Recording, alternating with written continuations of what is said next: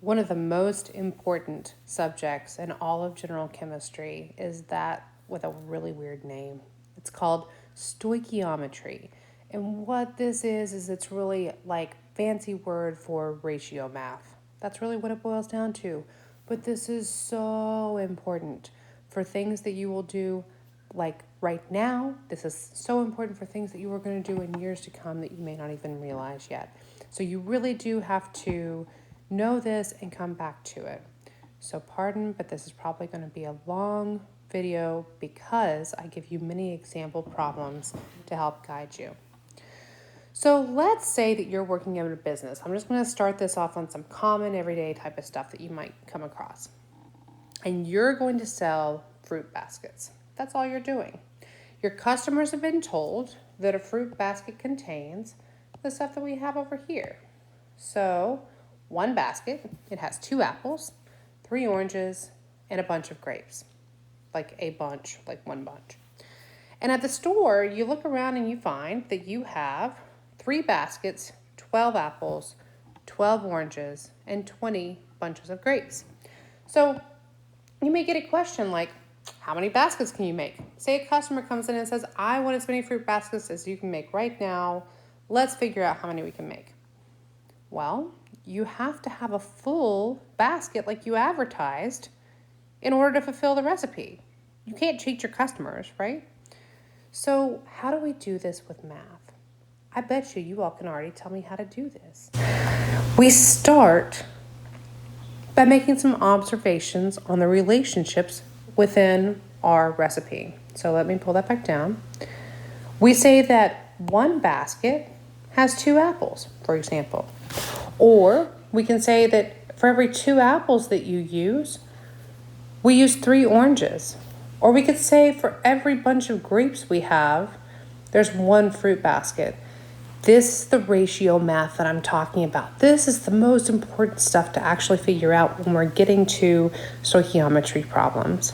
And there's different ways that we can say this on the outside, and those things are not necessarily like we can say words to equal what I mean here by equal sign. That's what I mean. But we can talk about different types of relationships. And in talking about those relationships or ratios to one another, then we can make some observations that help us figure out how many baskets can we make. So if we remember what the recipe was, we said that we have 3 baskets right now, like the things that you put the fruit in. And remember, you can make 1 fruit basket, that's like the whole thing put together, for every basket that you have. So in total, I can make 3 fruit baskets. Did you see what I just snuck in there? In other words, I just said that this right here is an inequality, things that we've already talked about. You figure out that one relationship is the same to the other, or 1 fruit basket is going to get you 1 basket. And no, those things aren't necessarily equal, but it's a ratio that you're looking for. They will be in the end equal. We can also say we have 12 apples on hand. That's what we have on hand. That's where I got the number is up here. And we said that we have 12 apples on hand, right? For every basket, we need 2 apples, and that's where this came from. So 1 fruit basket is 2 apples. How do I know to put the apples on the bottom? Because apples cancels out with apples. And I can make 6 fruit baskets if I had as much of other stuff as I needed, right?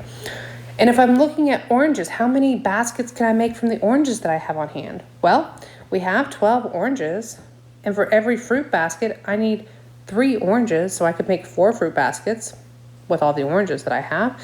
And I have 20 grape bunches, so I could make 20 fruit baskets out of the grape bunches I have. So this might be something that you run through your mind, like how many of these can I make if I have all of this? And you have to make the comparison to what is the final product? A fruit basket. And then we say, well, if I have all of these things on hand, right? I have all of these things on hand. I can only make as much as the smallest amount that I get in the end on one of these, which means that I can really only make 3 fruit baskets, because once I run out of baskets to put them in, I can no longer have a fruit basket. I just have fruit. So at this point, we call this the limiting reagent. Now, that's a term I'm going to come back to in the next video, but that's going to limit how much of everything else I can make. So I'm just letting you know that that's something that we could do. We can only make the smallest number of the thing that we just said that can exist there, right? So eventually you're going to run out of number of baskets, and you can only make 3 of those. Okay, let's employ some of this math, because I gave you a real day type of example there. But in reality, we can do these types of equations or these types of problems with all kinds of different chemical processes too. So let's say that we're starting with a simple balanced equation. Your balanced equation in these problems is like your recipe. And this in particular is an oxidation reduction reaction. So let's look at one of the things that we could say, like what are our inequalities? What are our relationships? And what are our ratios? Well, we can say that for every 1 calcium, you get 1 CaCl2. In other words, I'm using the coefficient here that's in that balanced equation to end up getting to that ratio. So for every 1 Ca, I use 2 Cls. And I can also say that for every 2 Cls, I get 1 CaCl2. But there's a big but right here. And that is that we're talking about molecules or moles when we're giving these relationships. We cannot do that relationship through grams. So we must be in either molecules or moles when we're talking about the numbers of the stuff before we have a relationship that works. So these types of relationship numbers or ratios are what we call stoichiometry. And they can work between reactants, they can work between products, or even from reactants to products, or products to reactants. So with that, let's try some examples. Okay. So in the first example, we're going to start with 12 moles of O2. How many moles of aluminum do you need to fully react with O2 in this reaction? So first thing we have to start with, we have to have a balanced equation in order to get our ratios. So the first thing that you need to do in all of these problems is make sure you have a balanced reaction. So we do that. We find that our coefficients should be 4, 3, and 2. See why you've done all that hard work that you've done already? So good, we're good to go. So we know now that our relationship between the two things that are in the problem, which are O2 and Al, are that there are 4 moles of Al for every 3 moles of O2. And again, I get that from the fact that this coefficient is 4 and this coefficient is 3. And then we do dimensional analysis in the end. So if I start with 12 moles of O2, see how I did that? Got that up there? Then the question asks, how many moles of aluminum do you need to fully react with it? Well, for every 4 moles of Al, I need 3 moles of O2, and now my my oxygen will cancel out, and we end up with moles of aluminum. And so that's how I get that there's 16 moles that are available. So this type of problem can have different types of ways to ask it. Let's say instead we're going to start with 12 moles of aluminum, and the question is, how many grams of Al2O3 can you make? Now, we have an assumption here that you have plenty of oxygen around. That is an okay assumption to make because oxygen is not even mentioned in the problem. So we're going to assume that that's exactly what we have available. So let's start with the first point. Do we have a balanced equation? Yeah, we already have that. We just used that just a minute ago. And so I can say that the relationships that we need are now between aluminum and Al2O3 because we assume that we have plenty of oxygen. So if I go back up to that balanced equation, I can see that for every 4 moles of aluminum, I get 2 moles of Al2O3. Since we're going into how many grams of Al2O3 I need, I also need the molar mass of Al2O3 because we're going to take that mole identity into grams. And so that's why we do dimensional analysis at the end. We start with the fact that we have 12 moles of aluminum, and then we convert to how many moles of Al2O3 we have over moles of aluminum. Next, we figure out how many grams of Al2O3 we have per mole of aluminum. And that gives us a number that we then need to correct just for significant figures. We only have 2 significant figures, so we should report about 610 grams of Al2O3. Good job. We've got lots of examples here. Let's keep going. We're going to use this same balanced equation just because it's easier, but you can do this with any balanced equation because it's the same concepts. So in example 3, we're going to start with a reaction of 6 moles of O2 and try to figure out how many grams of Al2O3 you need. By the way, this is pretty similar to what we've already done. We're just switching from talking about aluminum to now talking about oxygen. So if we have a ratio where we have 3 moles of O2 is equal to 2 moles of Al2O3, where did I get that? Up here in the balanced equation. And the molar mass of Al2O3 is still the same. Then we're going to go ahead and use this for dimensional analysis. So 6 moles of O2 is where we start with because that's what we're given in the problem. And we're going to convert that to moles of Al2O3 before determining how many grams of Al2O3 we have. Put that into your calculator and you get a large number, but we need to keep in mind significant figures and really reduce that. Now, I reduced that to 1 significant figure because the number 6 only has 1 significant figure as well. And so we can continue with problems of this nature. So let's say in example 4, we're going to start with trying to identify how many grams of aluminum you need to fully react with 12 moles of O2. Well, now this time, instead of trying to figure out the number of grams that you need of Al2O3, we're just doing the grams that you need of aluminum. Because it makes sense that if you're trying to fully react something, you should know how much that is that you're reacting with it. So our relationship now is between 4 moles of aluminum and 3 moles of O2.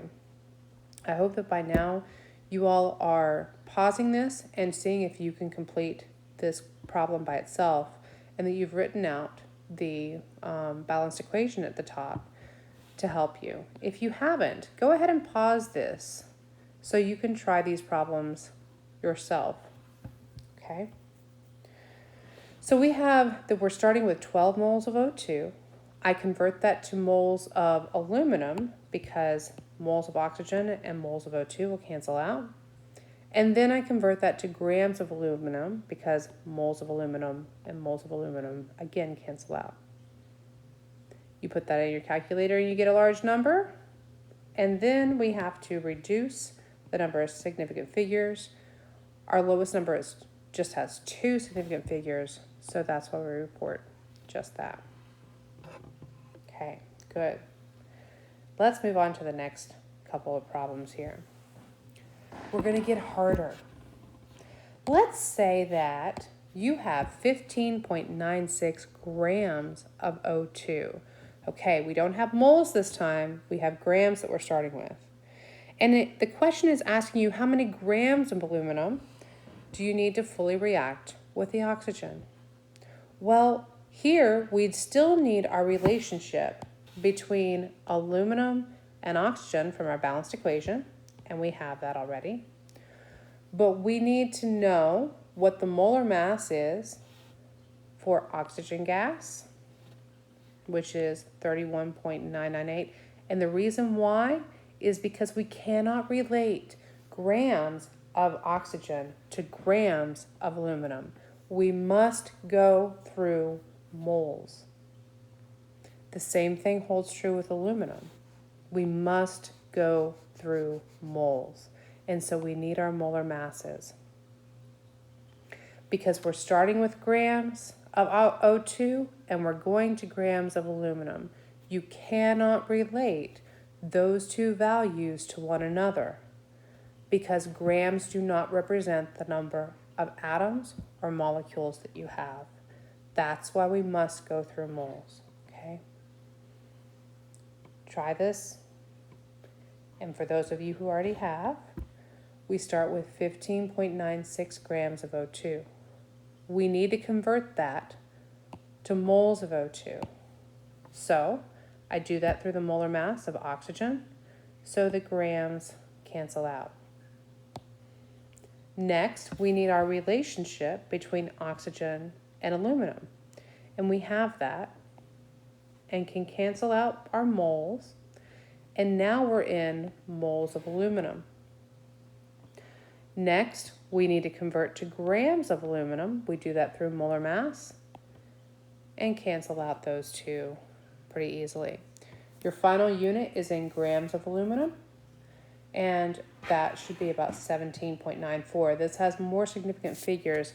Keep in mind, this is an exact number, so these will not count towards your molar mass. I'll also go ahead and tell you that if you're struggling with where to go next, I cover that a lot more in the next video and give you sort of a pathway to do that. Okay, 2 more examples. So pause these and see if you can do these as well. Okay, you have 3.629 grams of O2. The question is, how many grams of Al2 can you make? Well, we need relationships, our molar relationships, that again we get from the balanced equation. It's at the top of the page. And so we know that 3 moles of O2 will get you 2 moles of AO2O3. But then since we're starting with grams of both of these, or we ending with grams, we need to know what the molar masses are of both oxygen and Al2O3. So we have that value from the last problem, and we have this value from the previous problems as well. Okay. So now we try dimensional analysis. Okay, we've got the amount of grams of oxygen we start with, and we convert that grams into moles of oxygen. Once we do moles of oxygen, we then have moles of Al2O3, but we're looking for grams of Al2O3, so this would cancel out there, and we would end up with grams of Al2O3 here. And there we go. We've got that final value. One thing that I haven't mentioned as one of the steps that you kind of want to go through is in the end, you want to ask yourself, does this answer seem reasonable? 7.8 is bigger than the amount that we started with of O2. Well, it should be, because we just added something to it, right? If you end up with 148 grams of Al2O3, something went wrong though, because that's a lot. Or let's say that you ended up with 0.03 grams of Al2O3. That would be less than the amount of oxygen you started with. And so that would be a good telltale sign that something was wrong in your math, and you need to go back and readdress that somehow. Final big problem here. We're going to combine stuff, and instead, we're going to put things in solution. So here's the problem. You combine 25 milliliters of 1.5 molar Ki solution with excess of this, PbNO3 2. Okay? What that is saying is, hey, I have plenty of this stuff. Don't worry about it. So what that in some ways is telling you is it's not even part of the problem. And the question is asking you to determine how many grams of PbI2 will precipitate. Whoa, wait a second. It didn't give you a balanced equation, but it tells you what one of the products is. This is the reason why we need to know how to balance equations and make formulas. You also need to know what your polyatomic ions are and what their charges are. So here we go. We know that we're starting with Ki and that we're starting with PbNO3 2. Now, the problem did give you this, right? So you can put that down there. One of the products is going to be PbI2, and that's a precipitate. So in other words, it's a solid. And then you've got to figure out what the other thing is. Well, you have a K right there, and you have an NO3 over here. So that means that you're going to make KNO3. The next thing is, though, you've got to make sure that this is balanced.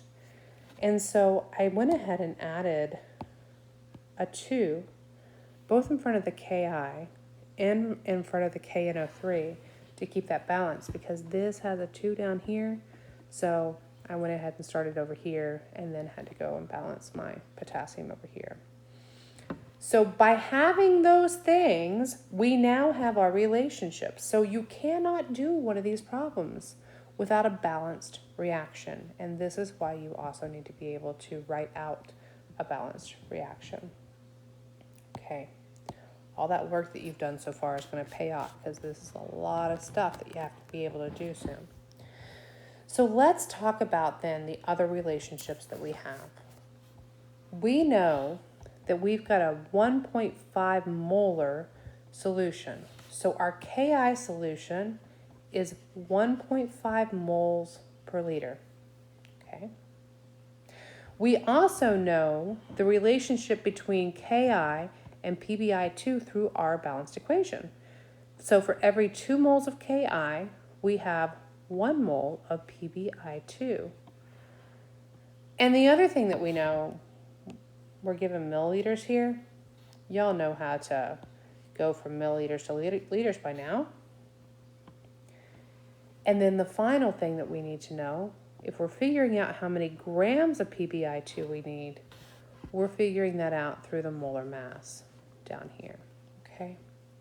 So once you have all of that information, it's a really easy but long problem.